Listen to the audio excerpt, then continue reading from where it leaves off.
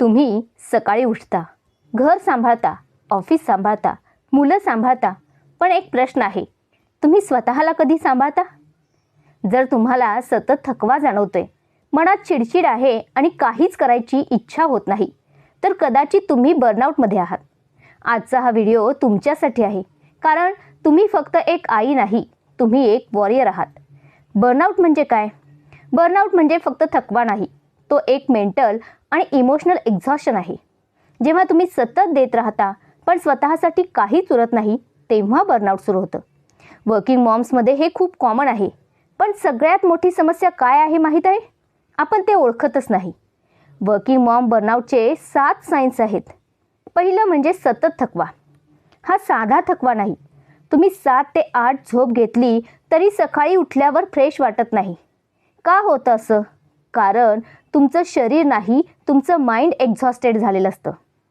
सकाळी उठतानाच मनात येतं, आज पुन्हा तोच दिवस, पुन्हा तीच धावपळ. हा साईन इग्नोर करू नका, कारण बर्नआउटचा पहिला वॉर्निंग सिग्नल असतो. दुसरा म्हणजे चिडचिड आणि अचानक राग येणं. आधी तुम्ही शांत होतात, पण आता लहान गोष्टींवर राग येतो, मुलांवर ओरडता आणि नंतर गिल्ट वाटतं. हे का होतं? तर तुमच्या मेंदूला विश्रांती मिळत नाही. इमोशनल कपॅसिटी कमी होते. लक्षात ठेवा, तुम्ही वाईट आई नाही, तुम्ही थकलेली आई आहात. तिसरं म्हणजे स्वतःसाठी वेळच नाही. तुमचं संपूर्ण आयुष्य दुसऱ्यांसाठी चालले. सकाळी घर, मुलं, दिवसभर नोकरी, संध्याकाळी पुन्हा घर. पण प्रश्न असा आहे, तुमच्यासाठी वेळ कुठे आहे? याचा परिणाम म्हणजे हळूहळू तुम्ही स्वतःची आयडेंटिटी हरवता. मी फक्त आई आहे, एम्प्लॉई आहे का, असा प्रश्न पडतो. चौथं म्हणजे मोटिवेशन कमी होणं. ज्या गोष्टी आधी तुम्हाला आवडायच्या, हॉबीज असतील, ड्रेसिंग अप असेल, फ्रेंड्ससोबत बोलणं असेल, आता काहीच करायची इच्छा होत नाही. हे का होतं? तर बर्नआउटमुळे तुमचा मेंदू एनर्जी सेव्ह मोडमध्ये जातो आणि हळूहळू डिप्रेशनकडे जाण्याची ही पहिली स्टेप असू शकते. 5वं साईन म्हणजे भावना बोथट होणं. हा साईन खूप डेंजरस आहे. तुम्हाला ना खूप आनंद वाटतो, ना खूप दुःख, फक्त ब्लँक फिलिंग.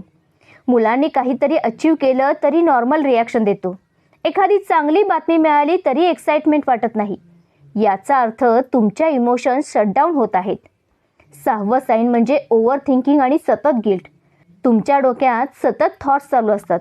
मी चांगली आई आहे का? मी करिअरमध्ये मागे पडते का? मी सगळं मॅनेज का करू शकत नाही? आणि शेवटी एक फिलिंग, मी कुठेतरी कमी पडते. पण खरं सत्य म्हणजे तुम्ही कमी नाही, तुम्ही ओव्हरलोड आहात. 7वं साईन म्हणजे हेल्थ प्रॉब्लेम सुरू होणं. तुमचं शरीर तुम्हाला वॉर्निंग देतंय. Headache, body pain, back pain, sleep issues, periods irregular होणं. बर्नआउट फक्त मनात राहत नाही, तो शरीरावरही परिणाम करतो. शरीर ओरडतंय, थांब.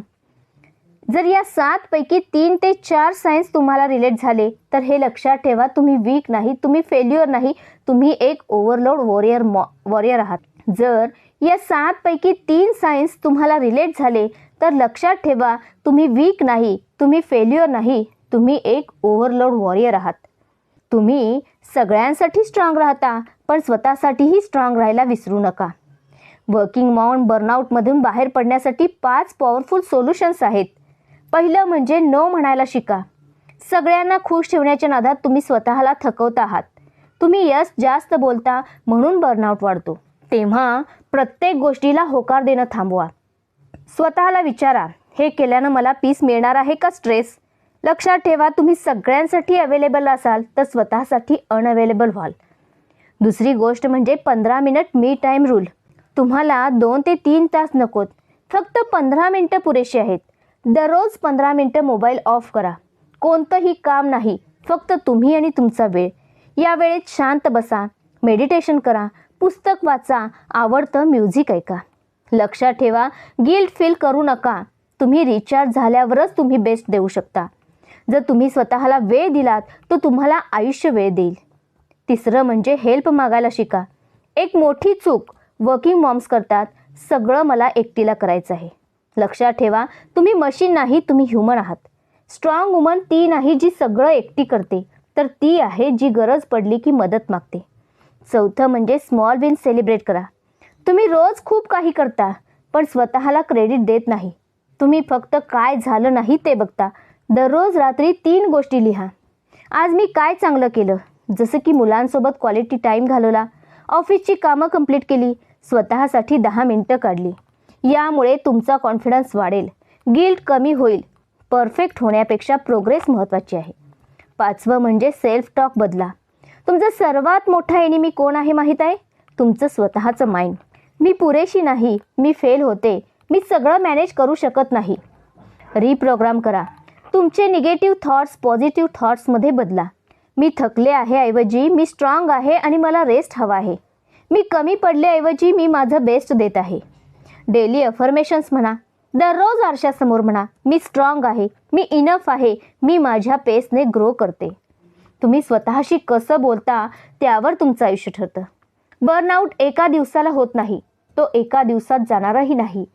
पण तुम्ही आज एक छोटा स्टेप घेतला तर उद्या तुमचं आयुष्य बदलू शकतं. तुम्ही सगळ्यांची काळजी घेता, आता थोडी स्वतःची घ्या, कारण तुम्हीही महत्त्वाचे आहात. वर्किंग मॉम असणं सोपं नाही, पण तुम्ही जे करताय ना ते एक्स्ट्रा ऑर्डिनरी आहे. तुम्ही फक्त घर सांभाळत नाही, तुम्ही फ्युचर घडवत आहात. जर हा व्हिडिओ तुम्हाला रिलेट झाला असेल तर कमेंटमध्ये लिहा, I am a warrior. Like करा, शेअर करा त्या वर्किंग मॉमसोबत आणि इन्स्पायर अँड बी इन्स्पायर्ड या चॅनलला जरूर सबस्क्राईब करा.